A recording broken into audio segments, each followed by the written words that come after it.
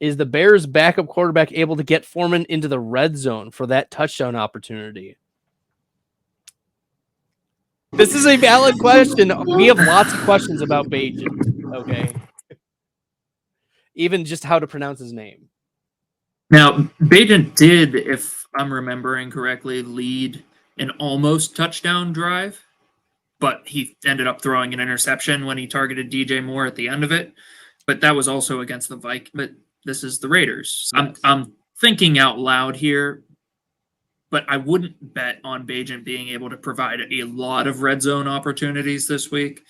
There's only been 4 Division II quarterbacks ever to start in the NFL, and Bagent being the 4th just doesn't give me a whole lot of confidence that this is going to be a good game for him or the Bears offense.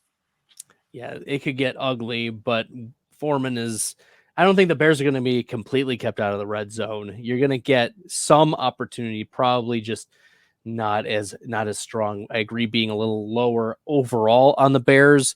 Let's look at the over under for this game. Right now it is... why is it not popping up for me? Vegas versus Chicago, 37.5. The implied point total is about 15 for the Bears. 15, 16. I think about 16 for the Bears.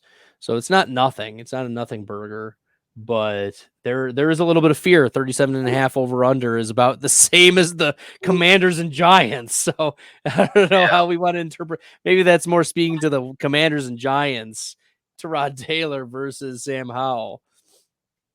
But I'm not as worried. I think Foreman is still going to get volume. It's going to be a close game, and they'll just continue to run the rock with him. And we've seen in the past Foreman able to handle 25, 30 carries in a game when he was with Carolina last year and do that effectively. Foreman was top 10 in breakaway run rate last year, and he was top 30 in juke rate, and that was despite the being top 10 in stacked front carry rate last year. So even teams who are playing the run, he played well last year against them in the volume that he was receiving. So I'm not as worried given Foreman. And let's just take a step back. Like, Foreman, shout out to him for coming back from the Achilles injury, where it was pretty much a death sentence for your NFL career if you suffered an Achilles injury. Now it's like Aaron Rodgers is like, I'm going to be back by the end of the season. Yeah, I don't know how likely that'll be, but